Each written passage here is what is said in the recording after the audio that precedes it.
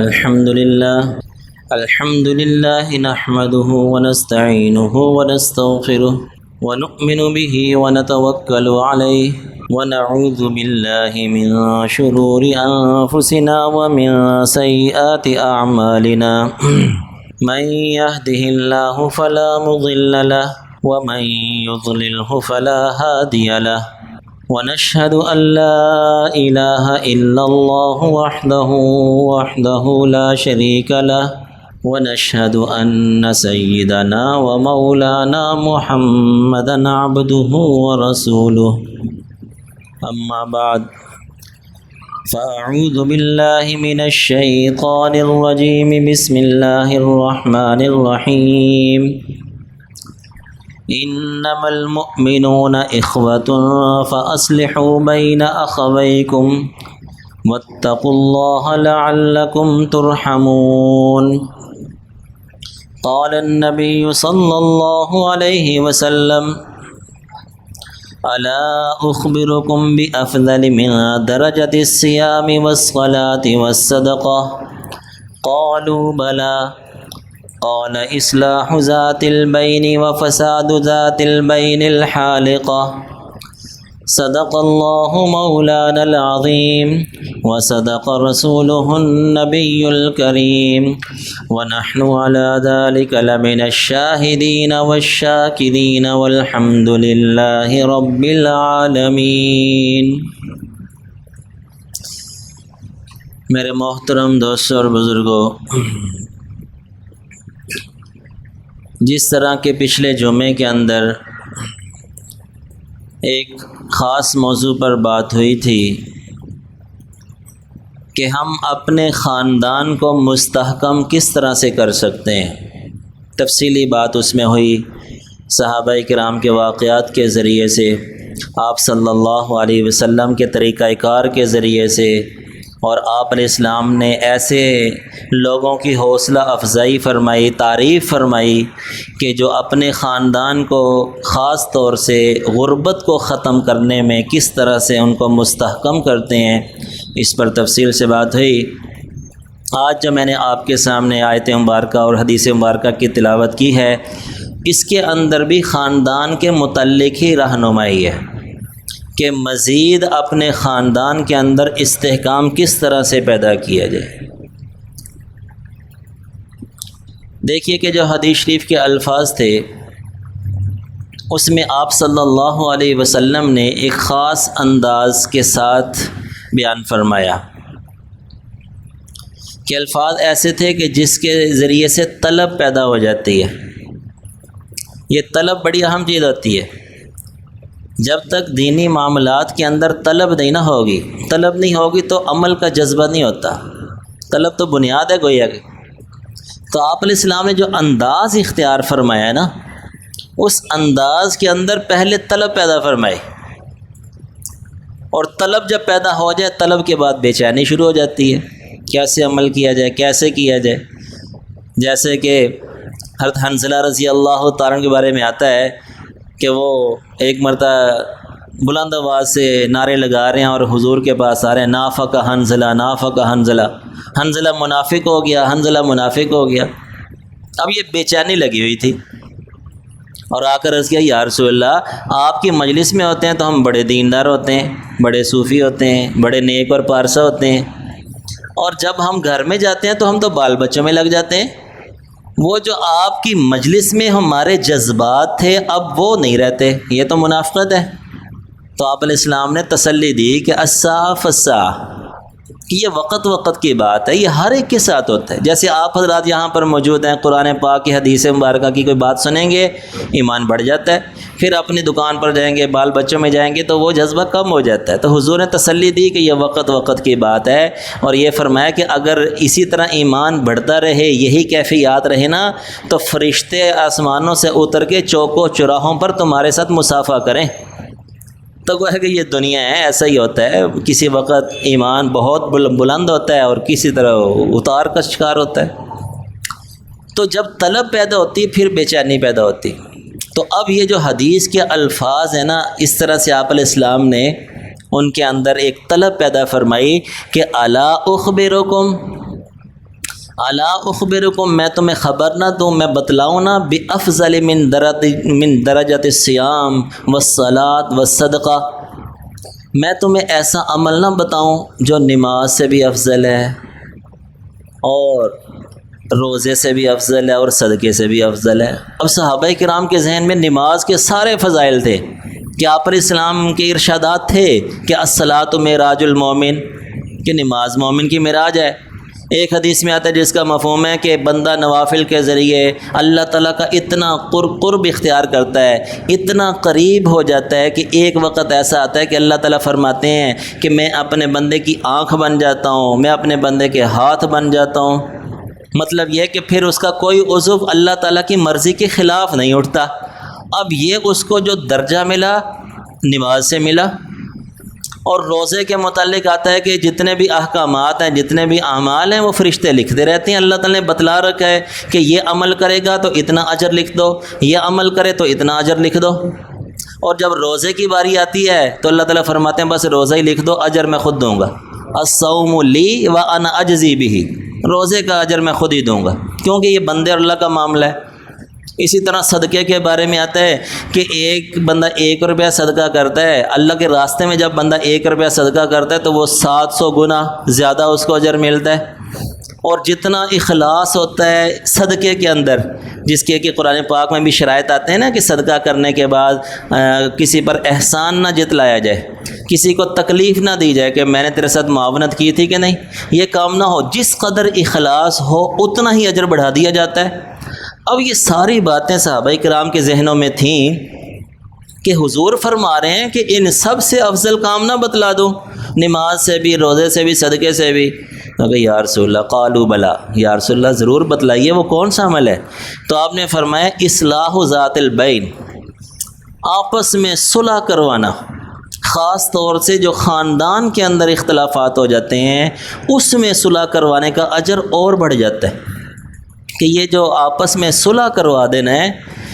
یہ ایسا پسندیدہ عمل ہے کہ جو نفلی نماز سے، نفلی روزوں سے، نفلی صدقے سے سب سے بڑا ہوا، سب سے اونچا ہے۔ بلکہ آپ صلی اللہ علیہ وسلم کی زندگی مبارکہ میں تندرستی کے زمانے میں ایک موقع ایسا آیا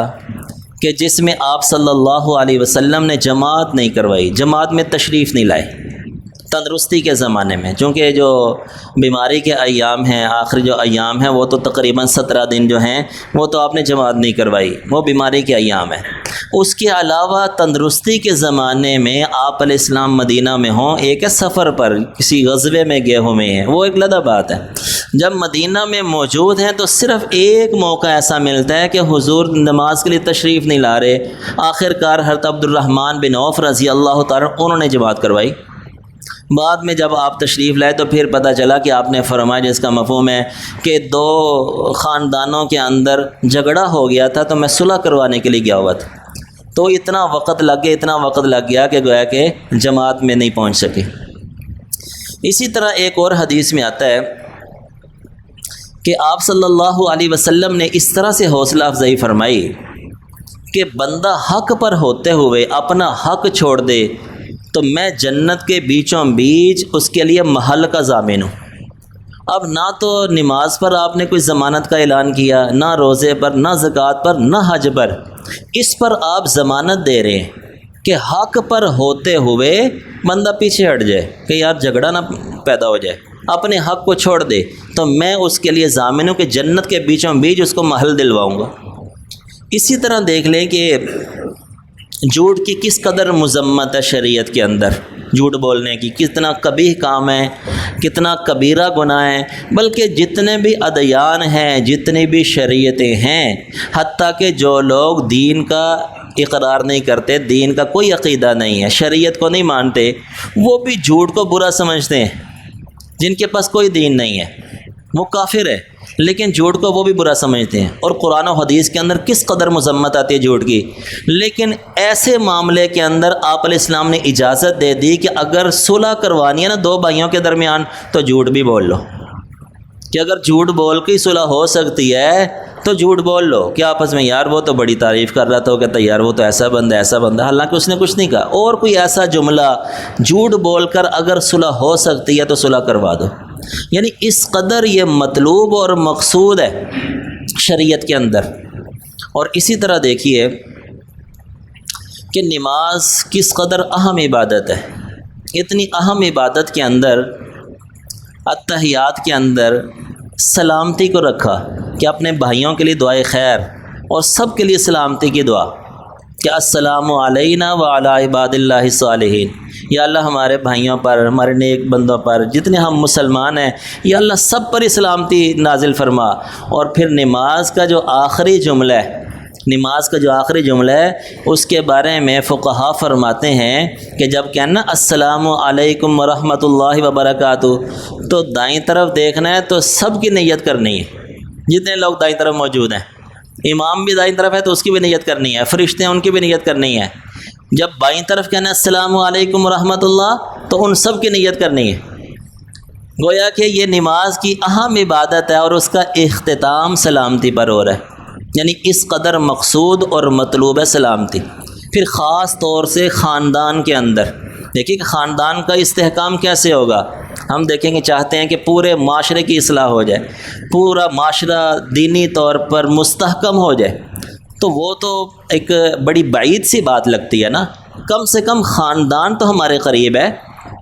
جیسے کہ پچھلے جمعے جو حدیث بیان کی تھی اس میں کیا تھا کہ ہم مالی طور پر اپنے خاندان کو کیسے مستحکم کر لیں، تو یہ تو بندہ کر سکتا ہے نا۔ خاندان تو اس کو دائرہ کار میں ہے نا کہ چلو یار میں جانتا ہوں کہ وہ کس قدر جو ہے نا وہ مستحق ہے،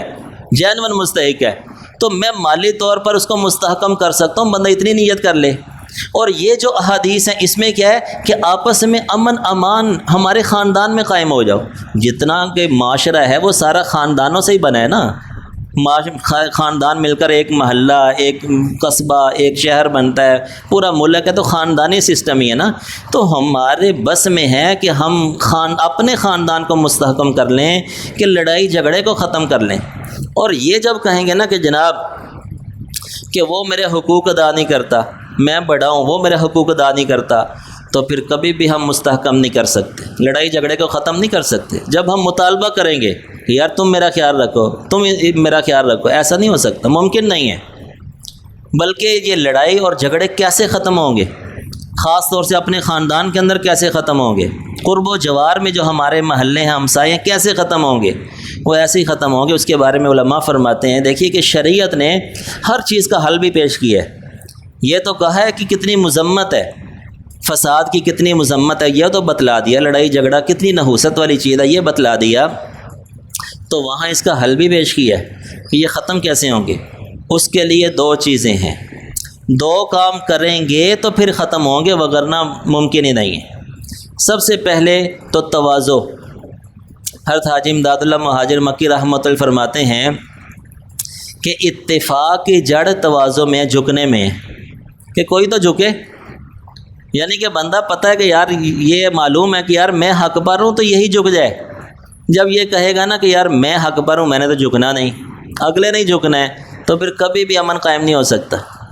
تواضع اختیار کرنا۔ اور یہ دیکھیے کہ یہ شیطان جو ہوتا ہے نا، وہ سب سے بڑی جو رکاوٹ ڈالتا ہے وہ انا اور تکبر۔ یہ تکبر جو ہے نا، تکبر اتنی جلدی ختم نہیں ہوتا، بلکہ ہمارے جو ہے نا علماء کے اندر یہ بات مشہور ہے، خاص طور سے جو خانقاہوں کا سلسلہ ہے نا، خانقاہ کے اندر کیا ہوتا ہے کہ جو صوفیہ کرام ہیں وہ اصلاحی کرتے ہیں قرآن و حدیث کے مطابق، تو ان میں یہ بات مشہور ہے کہ جب بندہ اپنی اصلاح شروع کرتا ہے تو جتنے بھی اعمال سیئہ ہیں وہ ختم ہونے شروع ہو جاتے ہیں۔ جھوٹ ہے، غیبت ہے، چغلی ہے، کینہ ہے، بغض ہے، یہ ساری چیزیں ختم ہونے شروع ہو جاتی ہیں۔ جو سب سے آخر میں بری چیز نکلتی ہے نا، سب سے آخر میں، یعنی سارے اعمال کی اصلاح ہو رہی ہے، سب سے آخر میں جو چیز نکلے گی وہ تکبر ہے۔ یہ جو بندے کے نفس میں تکبر نا پھلا ہوا ہے، یہ اتنی آسانی سے نہیں نکلتا، یہ بڑا مشکل سے نکلتا ہے۔ وہ کہ اس کے لیے یعنی کہ علماء سے رابطہ، خاص طور سے جو صوفیاء کرام ہیں، جو بزرگان دین ہیں، کہ پتہ ہے کہ یار ان کے پاس جائیں تو اللہ یاد آتا ہے، ان کی مجلس میں بیٹھیں، ان کی صحبت میں بیٹھیں تو دین کا داعیہ پیدا ہوتا ہے، دین پر عمل کرنے کا جذبہ پیدا ہوتا ہے اور برائیاں ختم ہوتی ہیں۔ یہ بڑی اہم چیز ہے کہ بندہ جو ہے نا اگر چاہتا ہے نا برائیاں ختم ہو جائیں تو یہ برائیاں جو ختم ہوں گی یہ صحبت سے ہی ختم ہوں گی۔ آپ کہیں کہ میں سارا قرآن پڑھ لوں اس طرح سے، ٹھیک ہے، اچھی بات ہے، آپ وقتی طور پر ایسا جذبہ پیدا ہوگا تھوڑی دیر کے لیے برائی ختم ہو جائے گی، دین کا جو داعیہ ہے وہ بلند ہو جائے گا۔ لیکن اگر آپ کہتے ہیں کہ یار میرے اندر اس چیز کی مضبوطی آ جائے تو وہ صحبت سے ہوگی، نیک لوگوں کی صحبت اختیار کرنا۔ ہر مولانا اشرف علی تھانوی رحمۃ اللہ علیہ فرمایا کرتے تھے کہ میرا دل چاہتا ہے کہ صحبت کو فرض عین قرار دے دوں، کہ نیک لوگوں کی صحبت میں بیٹھنے کو فرض عین قرار دے دوں۔